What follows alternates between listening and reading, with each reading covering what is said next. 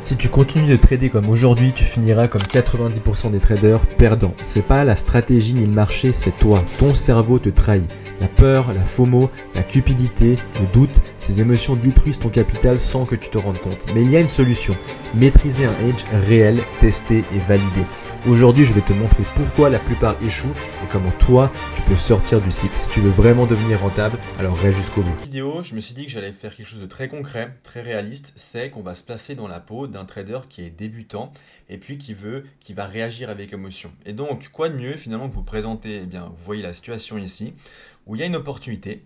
Cette opportunité-là, le trader débutant la voit, et l'idée c'est vraiment de décomposer les émotions qu'il va ressentir entre le moment où il va repérer l'opportunité, il va rentrer dans le trade, et tout ce qui va se passer entre deux, pour qu'au final le prix arrive à sa target qui s'était initialement fixée, mais son trade va finalement échouer. Et le but c'est de savoir pourquoi, à travers justement les émotions qu'il peut ressentir. Et vous allez voir que très certainement, si vous débutez en trading, c'est des émotions que vous connaissez. Et j'ai voulu justement les représenter là, avant évidemment de vous donner les solutions à partir desquelles vous allez pouvoir justement résoudre ce type de problème et éviter justement de vous retrouver dans des situations où vous allez malheureusement échouer sur plusieurs opportunités ou finalement vous étiez effectivement dans le juste. Donc on regarde ici et puis on voit effectivement ici, donc sans rentrer trop dans les détails, mais bien qu'on a une zone de supply, de demande en 15 minutes, donc celle qui est juste ici. Et puis le prix arrive dans cette zone. Et puis de là, effectivement, par rapport à la stratégie qui est proposée sur cette chaîne YouTube, eh bien on voit qu'il y a une liquidation ici, d'accord, juste la liquidation qu'on peut voir à ce niveau-là. Et le trader débutant la voit aussi. Il arrive, il a des bases, il n'est pas forcément extrêmement doué, il n'a pas encore beaucoup d'expérience par rapport à la stratégie, mais il remarque effectivement ça correspond, il voit une liquidation, et ensuite il voit ici une cassure de la structure en 1 minute. De là il se dit, ok, si maintenant le prix, ça c'est mon dernier swing high en 1 minute et c'est mon dernier swing low, si on passe à travers ce swing high ici, eh bien je pourrais potentiellement avoir une opportunité. Donc une opportunité elle se présente, l'order flow ici pour vous donner une indication en 15 minutes est haussier, donc ça, ce qui est en bleu ici, c'est ma zone ici de demande, et le prix vient maintenant mitiguer tête, d'accord, ici, cette zone de demande. Et puis à un moment donné, on voit que le prix fait quoi? Eh bien, il vient, il se fait rejeter par une zone de supply qu'on voit ici, puis après, il se fait rejeter à nouveau juste ici, et finalement, il passe à travers cette zone de supply. Et on a une zone du coup de demande M1 qui a réussi à flip, à passer du coup à travers cette zone de supply, à créer ce flip qui est en gros un change of character, donc ça c'est bien notre change of character. Et de là, il se dit, ok, parfait, je vois que je commence à avoir des liquidités finalement qui sont ici, d'accord, qui sont déjà présentes. Et finalement, donc j'ai une opportunité. Donc il se dit, zone identifiée en 1 minute, j'ai hâte que le prix finalement vienne toucher ma zone et active mon ordre. Limite, la zone étant un peu petite, je préfère me mettre un tout petit peu plus haut pour être sûr d'être activé. Alors, effectivement, on voit que la zone ici, elle est relativement faible. Vous voyez, en termes de pips, c'est extrêmement faible. Et effectivement, moi, typiquement, quand je suis confronté à ce genre de situation, j'ai tendance à mettre un petit buffer pour être sûr d'être activé. Donc, finalement, l'ordre limite est placé. Le trade ne l'a pas encore activé. Et donc, maintenant, si je fais un petit peu évoluer le prix, on voit que le prix monte, monte, monte, monte. Il continue à grimper un petit peu. Voilà, il crée, du coup, il a quand même pris quelques liquidités ici, mais il y en a encore au-dessus, d'accord, qu'on peut aller effectivement chercher. Puis lui, il le remarque, quand le prix redescend, il se dit, ok, très bien, si je me mets au-dessus, j'ai normalement du carburant à venir chercher pour venir collecter ces ordres ici, ici, et ici, et du coup je vais pouvoir viser un RR de 4, 4 ou même un peu plus, un 4,8, ce qui est un excellent RR, puisque s'il risque par exemple 1%, il sait qu'il peut gagner 4,8 fois plus que ce qu'il a effectivement risqué. Donc il se dit, très intéressant, et finalement, eh bien, il attend maintenant que le prix puisse l'activer. Alors, il est dans le doute, il ne sait pas encore si ça va l'activer ou pas, c'est la première chose. Phase de, on a attendu, est-ce que maintenant le trade va nous activer? Et puis là, à un moment donné, on va quoi? Eh bien, qu'il est, voilà, ici, activé. Il est activé dans le trade, on le voit, et il se dit, donc juste avant, je vais venir juste, voilà, une bougie avant, voilà, à ce niveau-là, pardon, tac, comme ça. Il se dit, super, je suis activé, je sens déjà que je vais faire des gros gains. Il se voit déjà en se disant, j'ai vu tout ce qu'il fallait, j'ai vu tout ce qui était en lien avec la stratégie, je respecte la stratégie, c'est nickel. En plus de ça, ma structure en 15 minutes, elle est haussière, donc le prix normalement devrait effectivement eh bien, venir tout de suite, venir à ma target. J'ai des liquidités pour qu'il le fasse. Et en gros, l'attente, hein, d'accord, parce qu'il va y avoir des attentes à travers ce trade, eh bien, il va se dire normalement, là, je devrais maintenant avoir des bougies haussières qui viennent assez rapidement, en peu de temps, toucher ma target. Donc, c'est nickel, il est là, il se dit, je vais même pour un peu frimer devant mes potes, c'est super. Donc là, effectivement, il était heureux, et là, il est super content parce qu'il sait que maintenant, il s'attend à avoir effectivement des gains. Mais les gains, il les veut aussi, hein, ça c'est quelque chose que le débutant il va souvent chercher à vouloir faire, et ça c'est dans la psychologie humaine, c'est d'avoir une récompense immédiate. Donc se dire, il faut que mon gain soit immédiat. D'accord? Ça c'est souvent des attentes, et en particulier quand on est débutant, c'est de devoir chercher, une fois qu'on est dans un trade, voir que tout de suite le trade aille à sa target. Et donc à un moment donné, qu'est-ce qu'il voit? C'est que voilà, le prix fait quoi? Ne respecte pas cette zone de demande. Il se dit mince, pourtant cette zone de demande avait pris le dessus sur cette zone sur cette zone de supply. Dommage. Mais après, voilà, il n'est pas non plus bête. Il sait qu'il y a aussi une zone, par exemple, de demande qui est un peu juste au-dessus, en dessous. Il est possible que le prix vienne réagir, mais il se dit, ok, peut-être mince, finalement, je vais me faire stop loss, ma zone, elle n'a pas tenu, donc est-ce que je dois clôturer maintenant? Donc là, il est dans une phase d'attente, il est dans une phase de doute. Il est en train de remettre potentiellement en question, finalement, sa compréhension du marché, sa logique, en se disant, mais est-ce que finalement, j'ai peut-être bien compris le price action, j'ai bien compris la stratégie ou pas. Là, il est un peu en plein doute, parce que sa zone n'a pas été respectée. Et on voit que cette phase de doute, eh ben, elle peut durer longtemps. Quand vous êtes dans un trade et que votre trade, eh ben, vous voyez, hein, il est dans une situation qui est perdante, la question, c'est que vous allez peut-être devoir vous dire, quand le prix va remonter ici déjà, vers votre zone d'entrée, est-ce que peut-être je ne vais pas clôturer le trade? D'accord? Ça, c'est une question que vous pouvez, et vous avez sans doute déjà dû vous poser plusieurs fois, quand le prix remonte à ce niveau-là, ok, juste ici, bien, la question que vous pourrez vous poser, c'est, la demande n'a pas été respectée, donc est-ce que, vu que le prix revient, est-ce que je ne ferais pas peut-être mieux de clôturer le trade en position peut-être légèrement perdante ou un petit peu en break-even? Je ne sais pas si la prochaine bougie vient l'activer. Ouais, juste le toucher en break-even. Comme ça, je me sors de cette situation. J'ai une douleur émotionnelle, je suis perdant, je vais potentiellement, vu que cette zone n'a pas été respectée, me faire du coup sortir. On n'est pas passé loin, donc est-ce que je devrais plutôt pas maintenant finalement me dire ok, je sors du trade. Donc là, vous voyez, le petit smiley commence déjà à changer d'humeur et il est dans une phase de doute. On sent qu'il y a le doute. Et ce doute, finalement, il décide de ne pas clôturer le trade. Bon, il décide de ne pas clôturer, il dit non, je vais quand même voir, peut-être le prix peut remonter. Et finalement, le prix il redescend. Il redescend. Et on voit, d'accord, en soi ça paraît rien quand je présente ça comme ça, mais il faut se dire que vous êtes entré à 11h59 et que là il est déjà midi 11, donc là on avance encore un peu, ça fait déjà un quart d'heure que vous êtes dans le trade, et un quart d'heure, vous avez le temps de cogiter plusieurs fois. Et là à nouveau, deuxième fois, le prix remonte, et là vous vous dites est-ce que je garde pas le trade? Là le prix redescend, est-ce que je dois clôturer et puis au pire je perds un peu moins, ou est-ce que je laisse encore la position? Et finalement le prix grimpe au-dessus, et là, vous lui dites, ouf, enfin, j'ai eu chaud, je suis pas sûr que mon trade tienne, je pense peut-être que je devrais me mettre en break-even et éviter la perte. Et là, effectivement, le premier réflexe que vous pouvez avoir, souvent en tant que débutant, c'est de vous dire, ok, en fait, vu que maintenant on est enfin sorti, vu que là, c'était une situation très stressante pour moi, très délicate, qui m'a fait beaucoup douter, j'étais déjà dans une situation, j'avais la gorge un peu nouée, j'avais le cœur qui battait, etc. Maintenant, j'ai enfin sorti la tête de l'eau. Est-ce que du coup, maintenant, la seule façon pour moi d'éviter à nouveau cette douleur, si le prix peut-être revient faire comme ça, eh bien, c'est simplement ici de me dire, je me mets en break-even. Je mets mon stop loss à mon point d'entrée. Ça veut dire ça, d'accord, se mettre en break-even, et je vais me protéger. Comme ça, si le prix revient, vu que cette bougie, il a quand même du volume, et bien au pire, voilà, c'est sans regret, voilà, le trade, il partira sans moi, mais j'ai envie d'éviter finalement cette douleur émotionnelle. C'est ça, en fait, qui se passe dans votre esprit, parce que vous êtes, du coup, beaucoup moins confiant. Ça peut être une première possibilité. Mais partons du principe que, voilà, ce trader-là, en tant que débutant, nous, on n'a pas envie finalement de sortir du trade pour le moment. On est comme dans une phase de doute. On s'est posé cette question de si on devait se mettre en break-even ou non, mais finalement, on s'y met pas. Le prix, on voit, finalement, il commence à monter. On se dit, ok, c'est plutôt intéressant. Ça a l'air plutôt de fonctionner. On reprend confiance. Et finalement, le prix redescend à nouveau. C'est pas possible, à ce moment-là, on se dit le prix se retourne à nouveau contre moi, qu'est-ce que j'ai fait de faux? Vous reposez à nouveau des questions, vous revoyez peut-être votre trade, est-ce qu'à nouveau j'aurais pas compris quelque chose? Du coup, vous étiez dans une phase un peu de confiance et maintenant la confiance elle diminue. Le prix remonte. À nouveau, vous reprenez à nouveau espoir cette fois-ci, vous dites voilà, peut-être à ce moment-là, vous vous mettez effectivement en break-even, puisque finalement, vous dites bah, le prix monte, monte, monte, maintenant il a déjà tapé une fois, j'étais déjà en dessous, donc à un moment donné, c'est pas possible. Donc là, vous vous dites ok, trop d'émotions, si maintenant le trade redescend, là pour moi, c'en est trop, je m'arrête ici et je vais me mettre en break-even. Donc en gros, si le prix vient me toucher, ça me fait sortir du trade.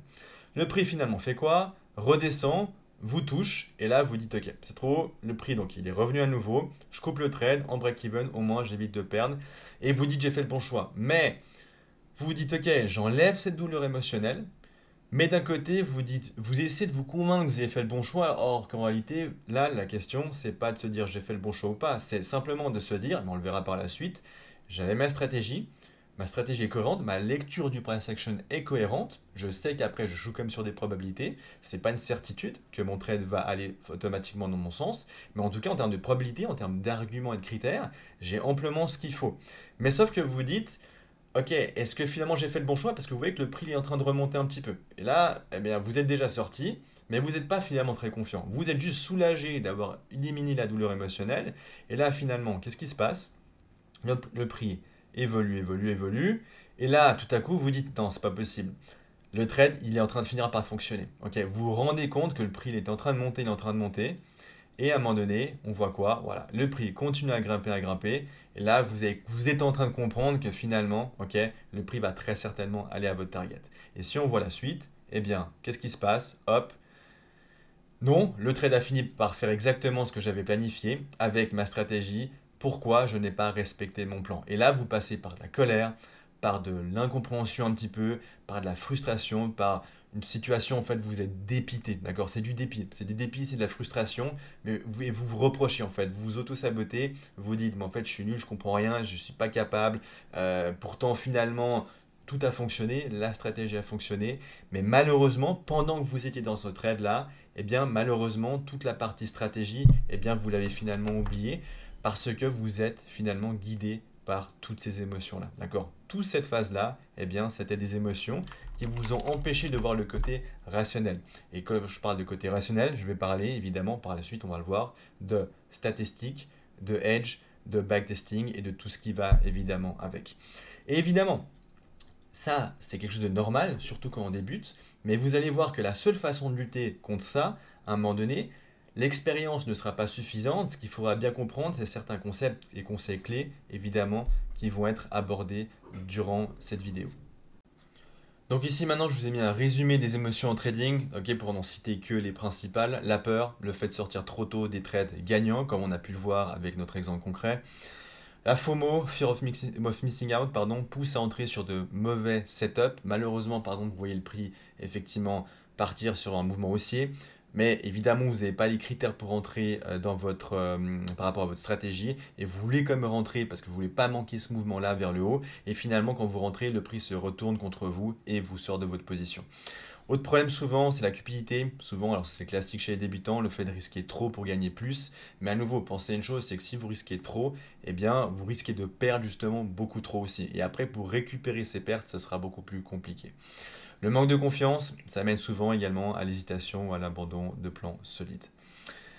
Conséquences des émotions, ça c'est hyper important de comprendre la conséquence derrière tout ça. La première chose, c'est l'incohérence. Le fait de, par exemple, pas respecter une méthode précise. Souvent, la stratégie, vous l'avez. Il y en a plein qui fonctionnent de stratégie.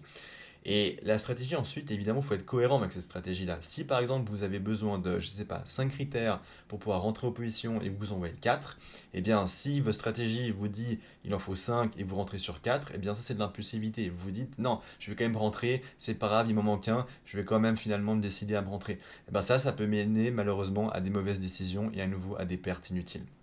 Enfin, le aussi grand classique, c'est la frustration et le fait que ça soit un cercle vicieux. Donc plus vous avez d'émotions, plus vous risquez de faire d'erreurs parce que plus vous allez être dans l'impulsivité, moins vous aurez de cohérence dans vos décisions, etc., etc. Donc ça entraîne effectivement ces émotions-là, des mauvaises actions qui entraînent de mauvaises émotions et ainsi de suite. Et du coup, c'est comme ça que vous aurez ce cercle-là. Pourquoi donc 90% des traders ils échouent? Ils pensent que le trading c'est souvent une question de feeling. Ah, je sens que, mais c'est pas je sens que, c'est pas c'est pas des émotions, d'accord? C'est véritablement, il faut voir ça comme étant de la statistique, et on le verra par la suite, mais eux ne le traitent pas comme la statistique, c'est ça, en fait, il y a cette émotion, ça, ce sentiment, mais on peut pas sentir, prédire quelque chose. L'expérience peut amener à comprendre que certaines situations peuvent amener à tel type de réaction du marché, mais il faut rester, et ça il faut toujours garder en tête que le plus important c'est de rester sur des statistiques. Change de stratégie à la moindre perte. Très souvent, vous avez tout à coup un ou deux gains, très bien, puis après vous faites 3-4 pertes consécutives, et finalement vous dites, ah mais en fait la stratégie ne fonctionne pas, et du coup je vais changer de stratégie. Et c'est souvent ce qui se passe, hein. Après 1 ou 2 mois, eh bien la personne change de stratégie en pensant qu'elle va trouver quelque chose mieux ailleurs, alors que finalement c'est pas ça, le problème vient d'elle, de ses émotions, et le fait de ne pas être persévérante. Sous-estime l'impact des biais psychologiques. Effectivement, un biais psychologique, le fait vous dites, ah tout à coup, c'est quelque chose où j'ai une position, je me décide à rentrer en longue, et en fait, peu importe le mouvement que le marché va faire, vous allez vouloir souvent constamment chercher à longue, alors que finalement, si vous regardez objectivement et techniquement tout à coup le marché, eh bien peut-être la meilleure solution sera au contraire de pouvoir shorter. Mais vous en rendez pas compte parce que votre biais cognitif, d'accord, c'est le fait d'avoir automatiquement cette décision qui est biaisée justement en vous disant aujourd'hui je vais chercher à longue ou dans cette session-là, mon idée c'est de pouvoir longue. Manque de processus testé et maîtrisé aussi, évidemment. Et moi, ce que je dis tout le temps à mes élèves, c'est s'il vous plaît, backtester. Je le répète constamment, même si vous avez la stratégie, même si vous avez les plans d'action clés en main, c'est très bien. Moi, j'ai déjà fait le travail de backtesting pour vous, mais c'est important que vous puissiez aussi le faire pour pouvoir prendre confiance, d'accord? C'est hyper important de backtester, d'avoir un grand échantillon de trades pour vous dire, ah, en fait, oui, c'est vrai, je peux avoir 2-3 pertes consécutives, mais après, si je prends et j'ai des gains, eh bien, mes gains viendront largement compenser mes pertes. Et donc, c'est important de tester le processus, d'accord? C'est pas on a une stratégie, on l'écoute aveuglément. Si on a la stratégie, on l'exerce, mais avant de l'exercer en live, on va beaucoup backtester. Donc, très important, c'est le fait qu'il faut avoir un edge. Donc, c'est une stratégie qui donne un avantage statistique sur le marché, ça c'est le numéro 1. Mais ensuite, évidemment, il y aura le besoin de valider ce edge, hein, valider effectivement cet avantage statistique. Par quoi? Eh bien, par du backtesting. Okay, le fait qu'on va tester des données passées pour évidemment se rassurer, confirmer que ça marche, connaître évidemment la fiabilité aussi, hein, d'accord, des différents setups, des différents plans d'action, de la stratégie, et puis petit à petit, grâce au backtesting, eh bien, le fait d'avoir confiance, de plus en plus confiance en ce qu'on est en train de faire, malgré le fait que tout à coup, on peut avoir 2-3 pertes consécutives, et c'est pas grave. On a toujours confiance dans le processus parce que nos données nous donnent des informations objectives et réalistes, et pas émotionnelles, que évidemment ça fonctionne, mais que on n'est pas à l'abri d'avoir ce genre de situation, on peut perdre parfois plusieurs fois de façon consécutive. Et une fois qu'on a tout ça, eh bien ça passera par l'application en réel. Donc évidemment, mais en réel, on aura quoi? On aura maintenant plus de discipline, moins d'émotions, ok? Plus tard, je dirais pas que vous aurez zéro émotion, mais vous en ressentirez en tout cas beaucoup moins. Et vous aurez surtout la discipline de respecter vos stratégies, respecter vos critères, etc. Donc, maintenant, une dernière chose, en tout cas, ça c'est alors, je suis pas un grand fan d'être trop basé sur la psychologie du trading et sur lire énormément de livres. Moi, ce qui m'a énormément aidé, c'était le backtesting et c'est la collecte de données. Et ça doit rester la chose principale véritablement à exercer. Mais en tout cas, un livre qui m'a beaucoup aidé aussi à me faire évoluer psychologiquement parlant, lorsque justement j'avais une perte de confiance, même le fait que malgré j'avais effectivement mes données qui petit à petit m'a donné plus d'assurance, eh bien ça a été certains enseignements de Mark Douglas qui était un trader, alors malheureusement qui est décédé, mais qui m'a énormément appris. J'aimerais juste vous en dire aussi un petit mot dans cette vidéo. Première chose, je vous l'ai mis ici, la stabilité mentale d'un trader dépend largement de sa capacité à intégrer avec une foi inébranlable les enseignements fondamentaux de Mark Douglas sur la psychologie des marchés. Moi, effectivement, quand j'ai parfois quelques pertes consécutives, eh bien non seulement je sais que j'ai mon backtesting, donc je vais regarder toujours des fois mon journal de trading pour me dire ok, c'est bon, c'est pas grave, c'est juste une mauvaise période, c'est les probabilités qu'il a sont contre moi, c'est comme ça, j'y peux rien. Après avoir évidemment reback-testé mes trades, hein, pour être sûr que j'étais bien dans le juste. Mais par contre aussi j'ai souvent, et vous le verrez, ces enseignements que je ne remets jamais en question parce que ça me permet justement de me dire non, c'est pas grave, tu ne pars pas dans l'émotion, ne pars pas dans l'impulsivité, tu as eu ces pertes consécutives, mais ressouviens-toi de ces enseignements fondamentaux que tu as pu lire dans ce livre. Alors, j'ai pas tout mis, mais j'ai mis ceux qui me semblaient à mon sens très utiles. Première chose, enseignement numéro 1, c'est accepter l'incertitude. Ça, c'est quelque chose que l'esprit humain déteste, hein. C'est quelque chose que par nature, hein, d'accord, dans la nature, notre cerveau n'aime pas, il le perçoit l'incertitude comme étant une menace. Et ici, je vous ai mis donc le marché est influencé en permanence par une infinité de forces invisibles et incontrôlables, d'accord, qu'on ne peut pas contrôler. On ne peut du coup pas contrôler des décisions institutionnelles, de grandes banques ou de hedge funds, peu importe, de nouvelles économiques, les émotions collectives, peut-être le sentiment, d'accord, du marché, plutôt orienté sur la peur, sur la cupidité, les algorithmes, des rumeurs ou même des facteurs géopolitiques. Ces forces inconnues rendent du coup impossible la prédiction exacte du prochain mouvement. Même si un setup du coup techniquement semble parfait, donc même si tout à coup par rapport à votre stratégie à vous, vous avez un setup qui est A+, eh bien sachez et gardez toujours à l'esprit, ça c'est hyper important, ok, que même ce setup A+, il peut simplement échouer à cause d'un facteur imprévisible hors de notre contrôle.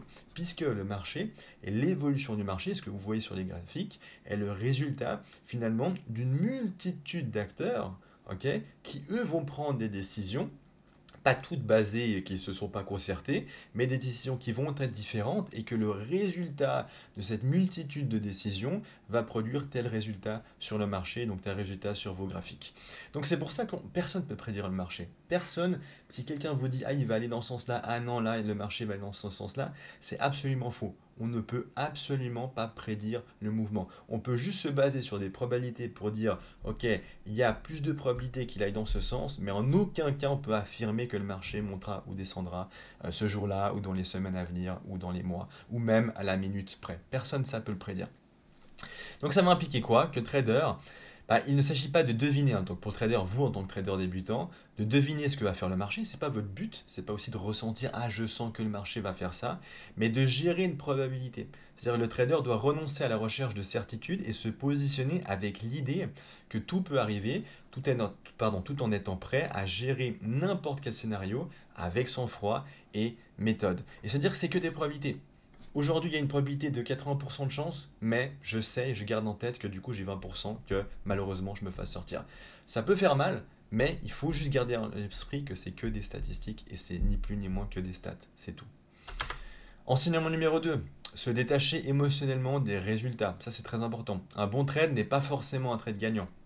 Et un mauvais trade n'est pas forcément un trade perdant. Et c'est ça qu'il faut avoir à l'esprit. C'est-à-dire que vous pouvez tout à coup prendre un setup, et ça je me le dis souvent aussi à mes élèves, attention, vérifiez toujours que votre setup il est valide. Parce que tout à coup vous pouvez très bien prendre un setup qui n'a pas respecté la stratégie, pas respecté les critères, mais parce que vous avez été gagnant, parce que vous avez eu un RR tout à coup de 4, 5, vous dites ah c'est bon du coup j'étais dans le juste. Non, peut-être que votre setup était faux, mais que votre trade a été quand même gagnant. Et à l'inverse, peut-être votre setup était très juste, et c'était un setup à plus, hein, et puis que bah, vous avez pris une perte, et puis vous allez dire, mais en fait, qu'est-ce que j'ai fait de faux? Non, vous avez très simplement, d'un moment donné, rien fait de faux, c'est juste que c'était des probabilités. Ok, donc, le résultat, qu'il soit gagnant ou perdant, il ne faut pas trop, d'accord, en tenir compte, il ne faut pas être trop dans l'euphorie du résultat, qu'il soit bon, ou au contraire, être dans l'incertitude totale en vous disant, mais en fait, j'ai rien compris parce que vous avez perdu. Non, ok, ce qui compte, c'est pas le résultat, mais c'est la qualité du processus. C'est pour ça que faut pas vous fixer sur les gains, mais vous dire, ok, est-ce que de mon apprentissage, j'ai bien fait les choses? Et si vous l'avez bien fait, vous serez de toute façon récompensé sur le moyen terme ou le long terme. Donc, le trader doit s'entraîner à rester neutre, qu'il gagne ou qu'il perde. Donc, quand vous gagnez, analysez et restez neutre. Vous pouvez être content, mais pas plus. Pas d'euphorie, il ne faut pas s'emballer. Ensuite, il faut analyser le trade et vérifier surtout si le trade était juste en lien avec la stratégie. Et si vous perdez, même chose. À chaque fois, revoir ses trades. Ça prend pas longtemps, 1 ou 2 minutes, le temps d'analyser, allez, grand max au total, 5 minutes. Mais en 5 minutes, vous avez pu voir effectivement si vous étiez avec le respect de la stratégie ou si ce n'était pas le cas. Enseignement numéro 3, construire une confiance inébranlable. Donc la confiance vient de la répétition disciplinée, évidemment, d'un comportement cohérent et non des gains. Donc oubliez à nouveau les gains, c'est est-ce que justement vous avez à chaque fois des actions qui sont en lien avec la stratégie, qui respectent la stratégie. Est-ce que vous avez la discipline à chaque fois de le faire? Et si vous avez cette discipline, eh bien vous aurez à chaque fois de plus en plus de confiance dans vos capacités et dans votre stratégie. Avoir foi en son plan de trading, même après une série de pertes, est une compétence mentale. Et ça, c'est vrai, c'est une véritable compétence mentale que même moi-même, hein, d'accord, je travaille toujours sur cette compétence, même si je sais que je peux avoir un 3-4 pertes consécutives. C'est simplement quelque chose qui s'apprend, d'accord? C'est comme aussi la patience, hein, c'est une compétence mentale. J'y reviendrai une fois dans une autre vidéo, mais ça s'apprend, ok? C'est pas quelque chose qui est inné, ça s'apprend d'être capable de se dire j'ai perdu une fois, j'ai perdu deux fois, j'ai perdu trois fois, j'ai perdu même quatre fois, et je vais quand même avoir la discipline d'appliquer toujours ma stratégie parce que je sais que c'est pas le résultat sur le court terme qui compte, mais c'est le résultat sur le moyen terme, sur le long terme, ok? Donc si une semaine vous avez fait 3-4 pertes et que votre semaine elle est que perdante, on s'en fiche. La semaine d'après, ça peut tout changer ou dans 2 semaines, tout pourra changer à nouveau. Donc, pas se fixer sur uniquement le moment présent et uniquement sur le court terme. C'est cette constance qui permet aux traders de rester serein face à l'aléatoire, d'accord, à l'incertitude, au côté aléatoire, au fait que ça soit uniquement des probabilités et qu'on ne peut pas faire autre chose que d'avoir des probabilités et de gérer une incertitude. Enseignement numéro 4, abandonner le besoin d'avoir raison. Ça, c'est hyper important. Chercher à avoir raison est une erreur psychologique majeure en trading. Ok, c'est pas de dire ah là j'avais raison, ah là en fait je savais que le marché allait dans tel ou tel sens. On s'en fiche. Souvenez-vous, vous avez ni raison ni tort. C'est juste une probabilité et là savoir si vous l'avez bien géré ou pas. C'est tout. C'est ni plus ni moins que ça. Le marché donc n'a pas besoin de valider notre ego. Le trader doit être flexible, prêt à reconnaître ses erreurs rapidement, sans attachement émotionnel nouveau. On se détache de l'émotion. On regarde juste, j'ai respecté ma stratégie, très bien, je ne l'ai pas respectée, alors dans ce cas-là, il faudra que je fasse attention la prochaine fois à ça ou à ça. Ok. Donc c'est pour ça qu'à nouveau, journal de trading, mettez ce qui a joué, mettez ce qui n'a pas joué. Vous avez un trade qui est gagnant, mais qui ne respectait pas la stratégie, mettez-le comme non valide, pas comme valide, comme non valide. Comme ça, la prochaine fois, vous, effectivement, ferez attention à tel ou tel détail. Enseignement numéro 5, chaque moment dans le marché, il est unique. Donc ça, c'est aussi hyper important à comprendre. Même si deux situations graphiques peuvent sembler identiques, par exemple même configuration du prix, ou vous avez le prix dans un même niveau de support, ou vous utilisez les indicateurs sont les mêmes, le contexte global ne l'est jamais. Les participants du marché ne sont jamais les mêmes, ça c'est important, d'accord? D'un jour à l'autre, les participants ne vont pas être les mêmes. Le sentiment collectif, il est toujours différent, d'accord? D'un jour à l'autre, pareil. Les intentions derrière les ordres sont invisibles. On ne peut pas savoir ce que les grandes banques derrière leur bureau ou des hedge funds ou d'autres traders ou la multitude de tous les acteurs ont l'intention de faire aujourd'hui. Les influences extérieures changent constamment. Ça peut être une actualité, les événements macroéconomiques, de la liquidité, etc., etc. Donc ça signifie que chaque setup, chaque trade, chaque bougie est un événement isolé, influencé par une multitude de facteurs non répétables à 100%. Et l'exemple le plus concret que je peux vous donner est très classique, c'est que ça m'est arrivé quelques fois de voir un setup en apparence identique, c'est-à-dire sur sa configuration du prix en 15 minutes, en 4 heures, en 1 minute, entre EU et GU, donc deux paires qui sont en plus de ça très corrélées. Et malgré cette corrélation-là, j'étais rentré dans les deux trades, un trade était gagnant et l'autre trade était perdant pour exactement presque un accord en termes de configuration du prix, la même chose. Ça prouve bien, justement, ok, et je suis rentré au même timing. Donc ça prouve bien qu'effectivement, ok, eh bien chaque situation, elle est totalement unique et du coup le résultat de chaque setup sera unique. Donc c'est pas parce que vous voyez une même situation se produire qu'elle produira le même résultat. Ok, mais vous savez que vous vous basez sur une probabilité que le résultat soit potentiellement le même, mais ça ne reste qu'une probabilité et ça n'est pas une garantie. Okay, et ça reste à nouveau hyper important de bien l'intégrer psychologiquement. Mais ça demande de l'entraînement, parce que moi, il m'a fallu du temps. Donc l'erreur classique du trader débutant, croire qu'un setup qui a marché la dernière fois va fonctionner encore.